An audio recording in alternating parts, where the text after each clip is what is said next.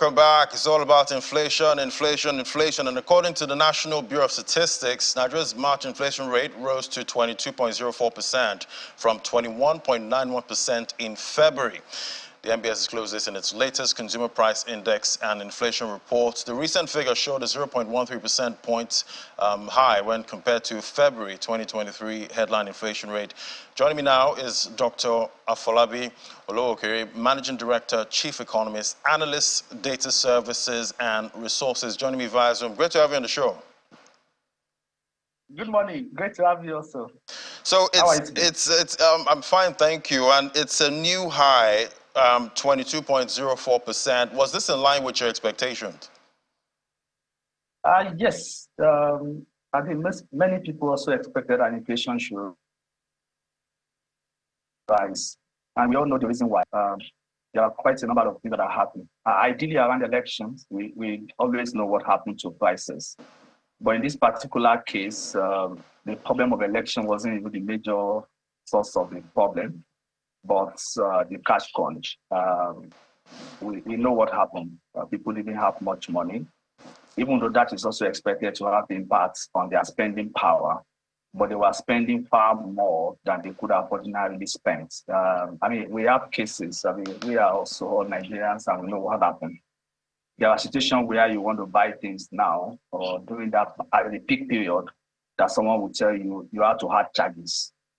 So it's the kind of what they call shopping outlet bias in consumer price index, shopping outlet bias, where people may also buy at more expensive shopping outlets because of they are the ones that have the kind of things you want to be able to buy, because cash was also a major problem around that time. So it's expected that inflation will rise, and what some will even say maybe should even rise more. But we also know that it's kind of a net effect. There are factors that will bring inflation down, and there are factors that will raise inflation. But at the end of the day, in the net, we had a positive increase in the rate of inflation. And talking about the cash crunch, that's starting to ease right now in April. Do you think the April inflation numbers would actually come down because of the easing cash crunch? Okay, so inflation, the way sometimes it's measured, it's also, because it's annual, it's year on year, in the sense that it is going to be April against April of last year. So there are monthly impacts, but more involving the yearly impact.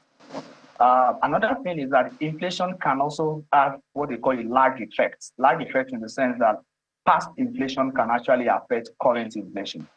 So even though prices may be easing because of some of these factors, it may also imply that because of the last impact or that of February and March, you may be having some of the lag impacts falling into April.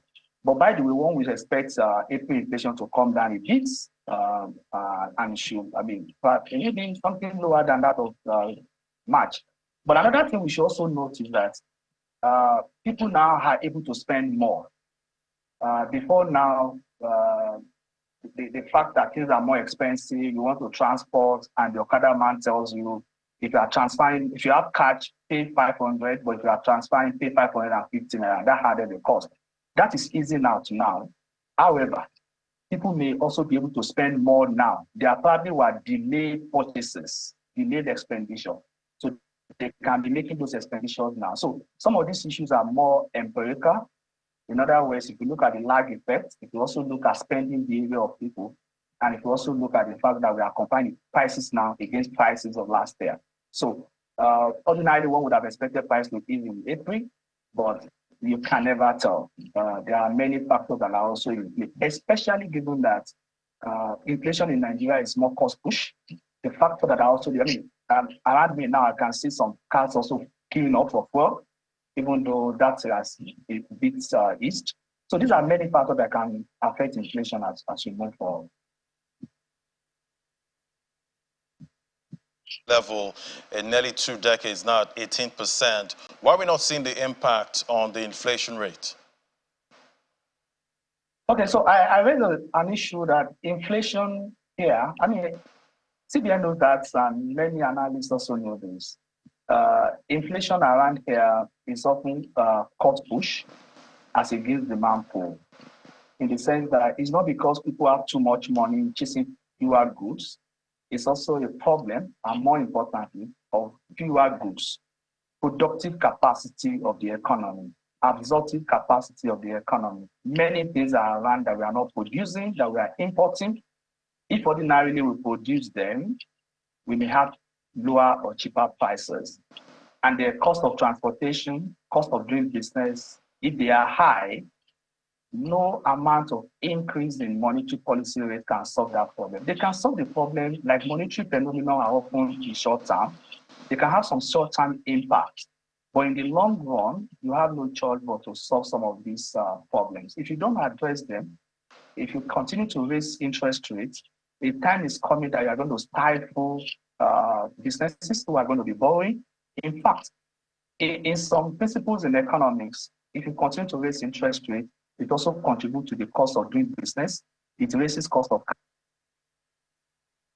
capital, and it also fuels inflation. So one has to be careful, and the policymaker needs to find a trade-off and balance some of these things. Otherwise, some of these increase in it can be counterproductive. And definitely the balance is very important to find at this time. We know salary earners, go through a lot when inflation is skyrocketing, and we're already seeing, most workers, they're asking for wage increases at this point. What do you think is the best way to handle this? Because there's an argument that if you raise wages, you're also stoking inflation. Yeah, so it's actually a big problem. First, we have to say that inflation is always a problem everywhere. And this is not the first time we are dealing with it, and this is not going to be the last time we are dealing with this. Every economy, one way or the other, will deal with the problem of inflation. But what you just want to have is inflation that's not too high, that can also make people have a better expectation of the future and then invest. So when it comes to, that's one of the reasons why one does also praise that the new administration that will be coming will be able to solve some. We are having clamor for wage increase. We are talking about subsidy removal. We are talking of maybe making some things to be more cost reflective, looking for higher revenue, spending more. These are some of the things that the country needs. But definitely they have impact on inflation. So solution is always to be more evidence-based in our policy making. What do you And I think the last... What do you think should be the next move by the Monetary Policy Committee at the next meeting? I would say they have to evaluate what they've done, and they have to also know that it's not just by increasing rates. I think they know that already, but because that is the monetary authority who is in charge of taming inflation, and that is the tool that it has. Well, what they should also do is to harmonize their position with other macroeconomic policymakers, especially the fiscal authority. We need to harmonize our macroeconomic policies so that we don't spend more at the fiscal side and then take the money away at the monetary side. So it's always very important for us to look at that. So MPC needs to start off what's the impact of all this, be more empirically based, and see what are the impact of some of these things on the economy. Otherwise, it can be counterproductive. But another thing they can also think about is that maybe it would have even been worse if they didn't do what they did. That is counterfactual. And some might say, oh, don't tell me what if. But it's also possible. But we need to be more empirically based and evidence-based in some of our policy making. Right. Well, I guess the battle continues against inflation at this time. Thank you so much, Dr. Afolabi Oluokere, MD, Chief Economist, Analyst, Data Services and Resources. Thank you.